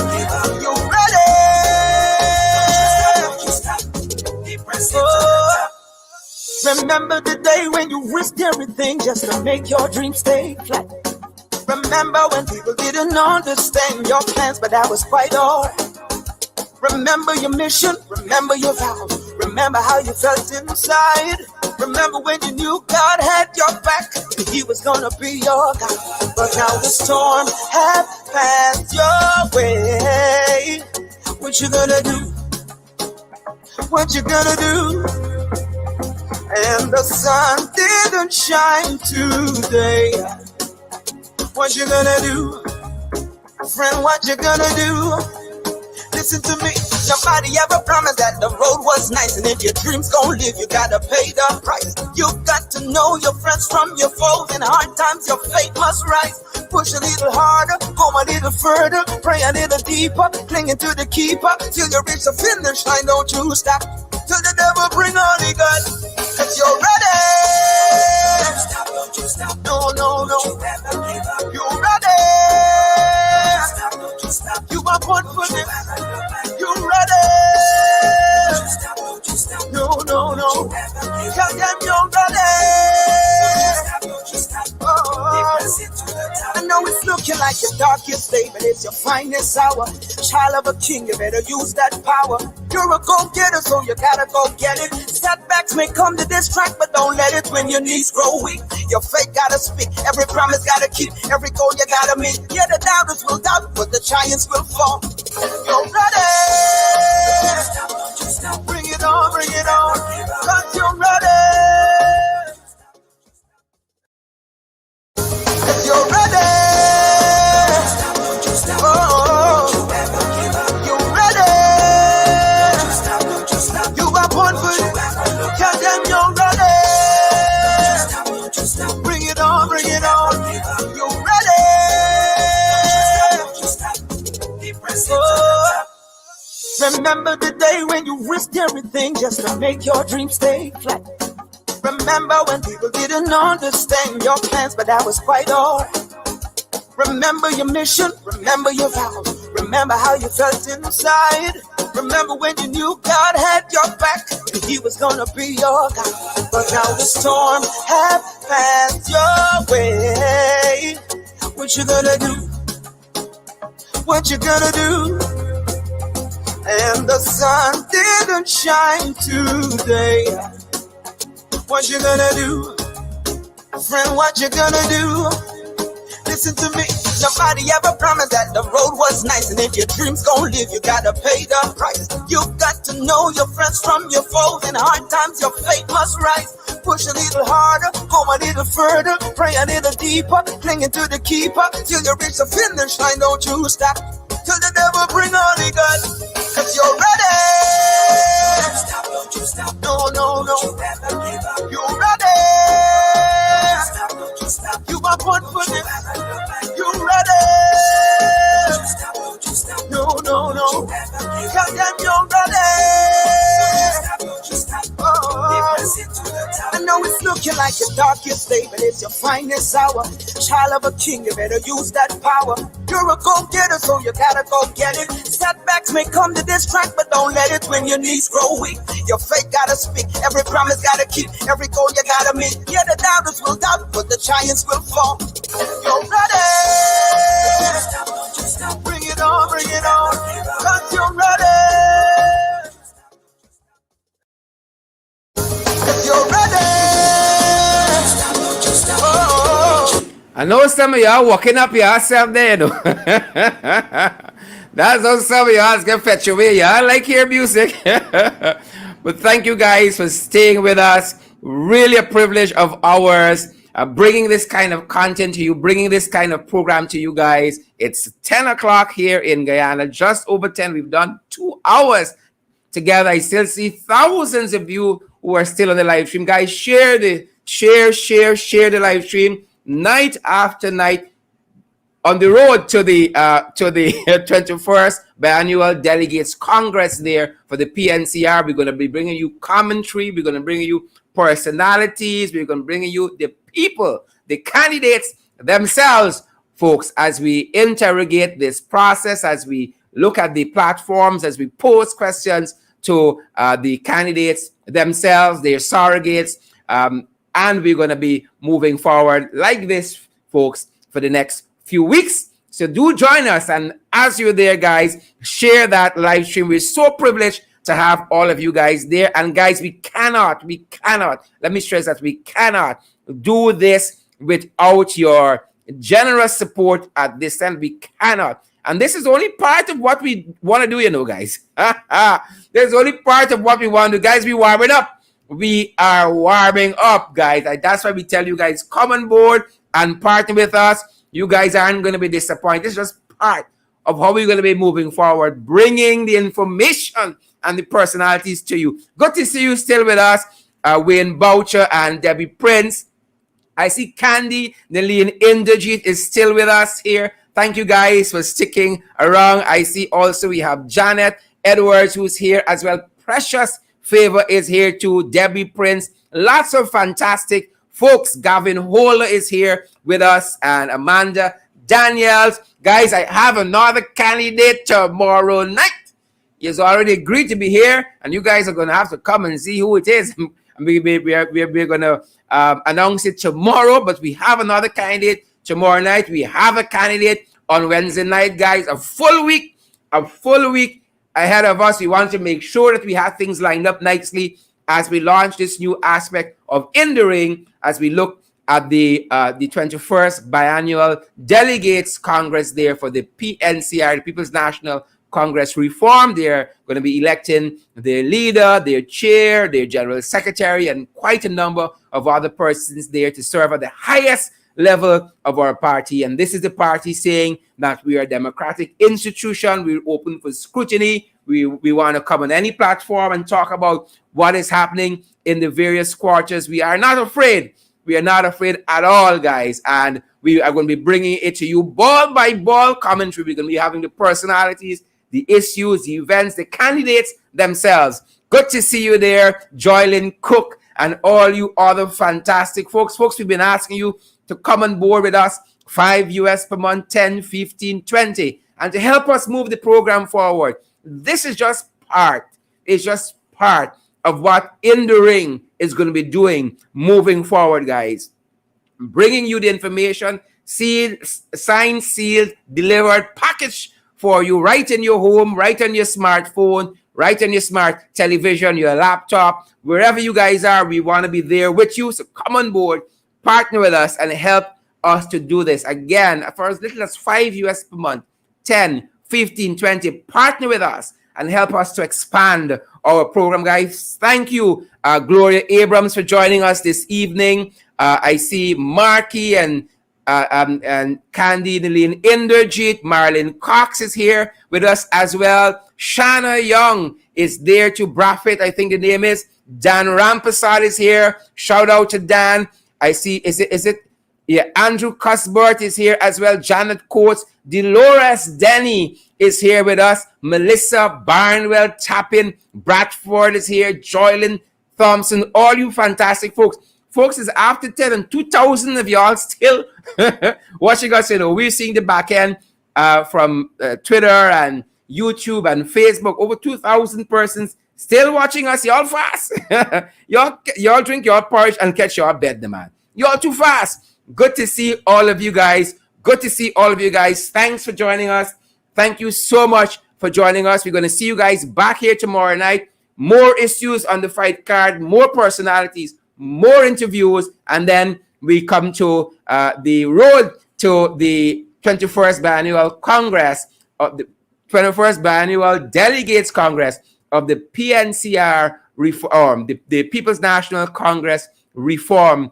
Folks, Decision 2020. PNCR Decision 2020. We're going to be bringing lots more to you guys. Again, we need your support. We need your support. We need your support, guys. So come on board and partner with us again. As little as $5 US per month, 10, 15, 20 US per month. And help us to do this. Bigly. Bigly. Jones Stephanie, good to see you there. Landa, good to see you there. That's how the name is. Yo as the first name and Landa as the second name. Good to see you there. Guys, thanks for joining us so much. Margaret Joe, Paul DeAnjo, Joylyn Cook, Denise Halley. Is it Lloyd Pilu? Good to see you, Lloyd. I may have pronounced Margaret's name incorrectly. Margaret Jones. Clearly, Rhonda Lane and Marlon Thomas. Thank you guys for coming on board.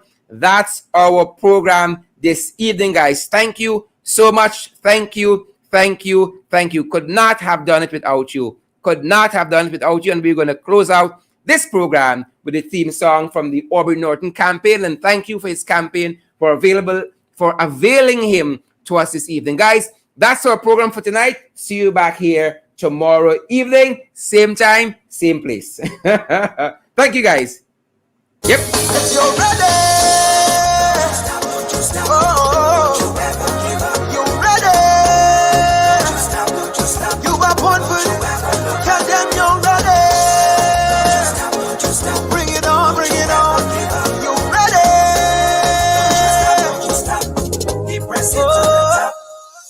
Remember the day when you risked everything just to make your dreams stay flat.